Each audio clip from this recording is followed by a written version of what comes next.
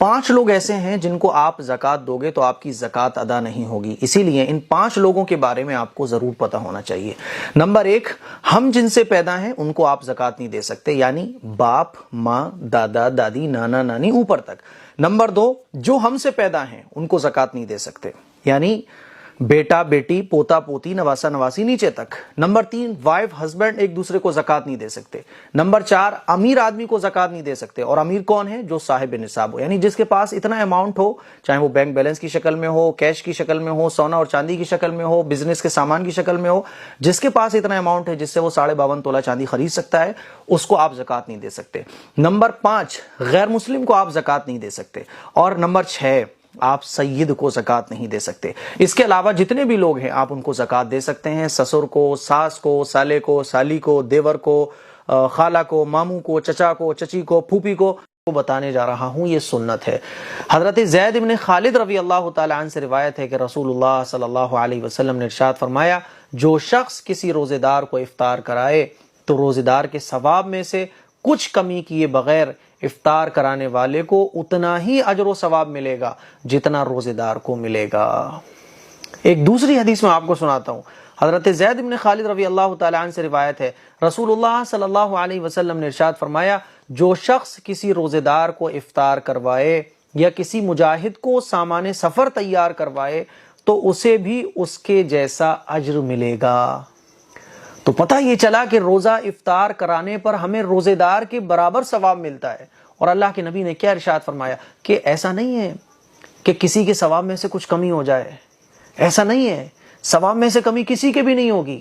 افطار جو کروا رہا ہے اس کو ثواب روزے دار کے برابر ملے گا، اور روزے دار کے ثواب میں سے، افطار کرنے والے کے ثواب میں سے کچھ بھی کم نہیں کیا جائے گا۔ صحابہ اکرام نے پوچھا، ہو سکتا ہے آپ لوگوں کے مائنڈ میں بھی آ رہا ہو کہ بھئی یہ ثواب تو ہر کوئی تو حاصل نہیں کر سکتا، کیونکہ ہر کوئی افطار نہیں کرا سکتا، افطار ہر کوئی کیسے کرائے؟ کسی کے پاس اتنے پیسے ہی نہیں ہیں۔ صحابہ نے پوچھا، یا رسول اللہ اگر کوئی افطار نہ کرا سکتا ہو، کسی کے پاس افطار کرانے کی طاقت ہی نہ ہو، تو وہ کیسے یہ ثواب حاصل کر سکتا ہے؟ حضور نے ارشاد فرمایا، ایک کھجور کھلا دو، ایک گھونٹ پانی پلا دو۔ اب بتائیے، آپ ایک کھجور کون نہیں کھلا سکتا؟ ایک گھونٹ پانی کون نہیں پلا سکتا؟ تو غریب ہو، امیر ہو، ہر شخص اس فضیلت کو رمضان کے مہینے میں حاصل کر سکتا ہے۔ آپ کے پاس اگر بہت ہے تو آپ روزانہ افطار کروائیے، اور اللہ کے نبی نے یہ نہیں فرمایا اس حدیث کے اندر کہ غریب کو افطار کراؤ، بلکہ یہ فرمایا عام افطار، کسی کو بھی آپ افطار کرا دو، امیر کو کراؤ، غریب کو کراؤ۔ ہاں، غریب کو افطار کرانے میں ڈبل ثواب ہے، ایک تو غریب کو افطار کرانے کا ثواب، دوسرا افطار کرانے کا ثواب۔ تو غریب کو افطار کرانے کے 2 ثواب ہیں، ورنہ آپ کسی کو بھی افطار کراؤ ثواب ملے گا۔ اور افطار کرانے میں کوئی ضروری نہیں کہ آپ مالدار ہو، بہت لمبا چوڑا دسترخوان لگواؤ، ایک کھجور سے کسی کا افطار کرا دو، ایک گھونٹ پانی پلا دو کسی کو۔ اسی لیے میرے عزیز بھائیوں، میری بہنوں، آپ روزانہ کئی روزوں کا ثواب حاصل کر سکتے ہو ان احادیث پر عمل کر کے۔ اپنے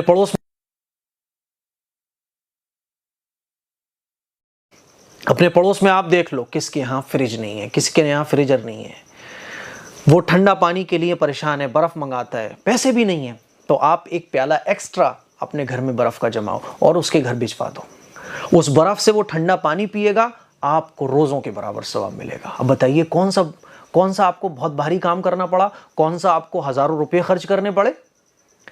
آپ کے پڑوس میں کوئی غریب ہے تو آپ اس کے یہاں کچھ بنا کے بھجوا دو کہ بھئی ہماری طرف سے افطاری ہے۔ پہلے زمانے میں یہ افطاری بھیجنے کا چلن تھا، اب تو افطاری بھیجنے کا چلن ہی ختم ہو گیا۔ اور میں آپ کو کمال کی بات بتا رہا ہوں، اگر آپ کے کوئی رشتہ دار غریب ہیں، یا آپ کے پڑوس میں کوئی غریب ہے، یا کسی علاقے میں آپ کا کوئی تعلق والا غریب ہے، آپ 100-200 روپے کی افطاری پیک کرواؤ اور اس کے ہاں اچانک سے سرپرائز دے دو جا کے کہ لو بھئی آج افطار ہم تمہارے ساتھ کریں گے۔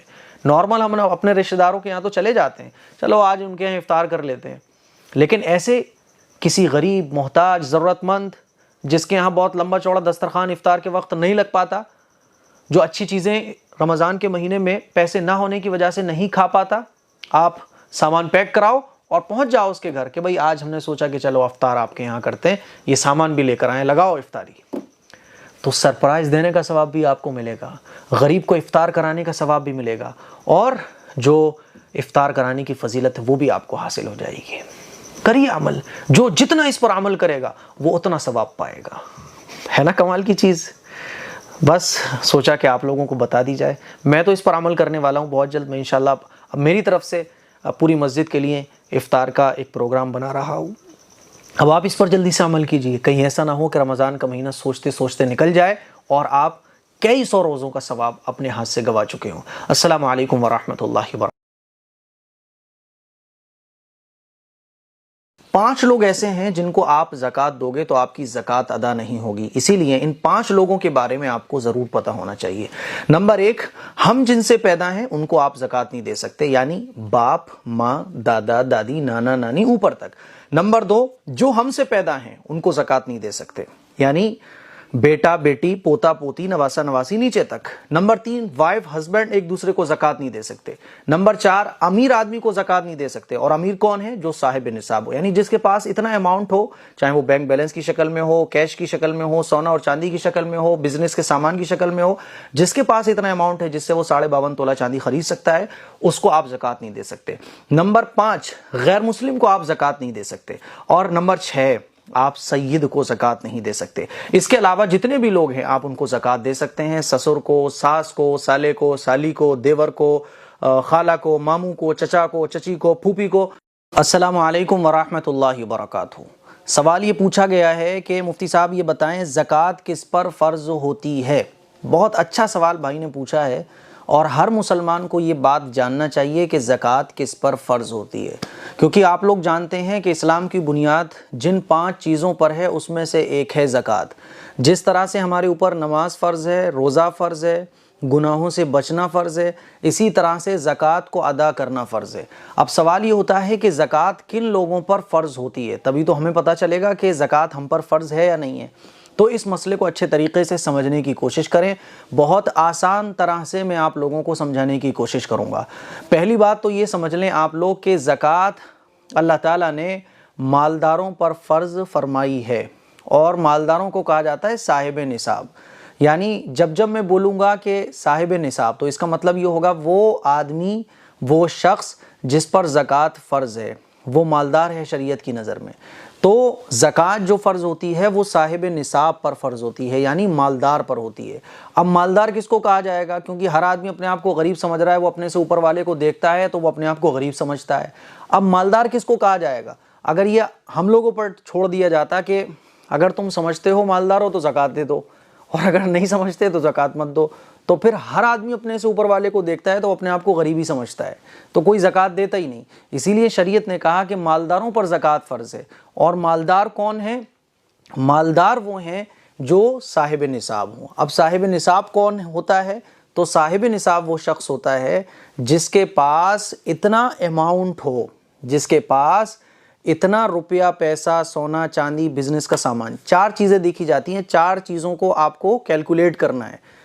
اگر آپ کے پاس سونا ہے تو سونا، اگر آپ کے پاس چاندی ہے تو چاندی، اگر آپ کے پاس کیش یا بینک بیلنس ہے تو وہ، اور اگر آپ تجارت کرتے ہیں تو جس چیز کی آپ تجارت کرتے ہیں وہ سامان آپ کے پاس ہے تو وہ. ان 4 چیزوں کو کیلکولیٹ کیا جائے گا، جوڑا جائے گا. تو ان چیزوں کو جوڑنے کے بعد 4 چیزیں ہیں تو 4، 3 ہیں تو 3، 2 ہیں تو 2، 1 ہے تو 1. یعنی اگر آپ کے پاس اتنا روپیہ پیسہ ہے، اتنا اماؤنٹ ہے آپ کے پاس، یا ان 4 چیزوں میں سے کوئی 3 چیزیں ہیں، یا 4 چیزیں ہیں، یا 2، یا پھر 1، کوئی بھی اتنا اماؤنٹ بن رہا ہے جوڑ کے کہ جس سے آپ 52.5 تولہ چاندی خرید سکتے ہیں. 52.5 تولہ چاندی آپ کے ایریے میں جتنے روپے کی آ رہی ہے، اتنا روپیہ اگر آپ کے پاس ہے تو آپ کہلائیں گے صاحب نصاب. یعنی اب آپ صاحب نصاب ہیں اور آپ کو زکوٰۃ دینی ہے. تو مجھے امید ہے یہ مسئلہ آپ کو سمجھ آ گیا ہوگا کہ زکوٰۃ صاحب نصاب پر فرض ہوتی ہے. اور صاحب نصاب کون ہوتا ہے؟ جس کے پاس اتنا اماؤنٹ ہو جس سے وہ 52.5 تولہ چاندی خرید سکتا ہے. اتنا اماؤنٹ، جیسے 52.5 تولہ چاندی میرے خیال میں ہمارے فیروز آباد میں 40-45 کے آس پاس بیٹھ رہا ہوگا غالباً. تو جس کے پاس اتنا اماؤنٹ ہوگا اس کو کہا جائے گا صاحب نصاب، اور صاحب نصاب شخص پر زکوٰۃ فرض ہو جاتی ہے. زکوٰۃ کتنی فرض ہوتی ہے؟ 2.5%، یعنی 1 لاکھ میں 2,500 روپے. اور اللہ اس پہ بھی وعدہ کر رہا ہے کہ تم زکوٰۃ نکالو اللہ مال میں برکت دے گا، تم زکوٰۃ نکالو اللہ تمہیں اور مالدار کر دے گا. تو زکوٰۃ نکالنے سے جو ہے وہ مال ہمارا پاک صاف ہو جاتا ہے. جس طرح سے ہم عبادت کرتے ہیں تو ہماری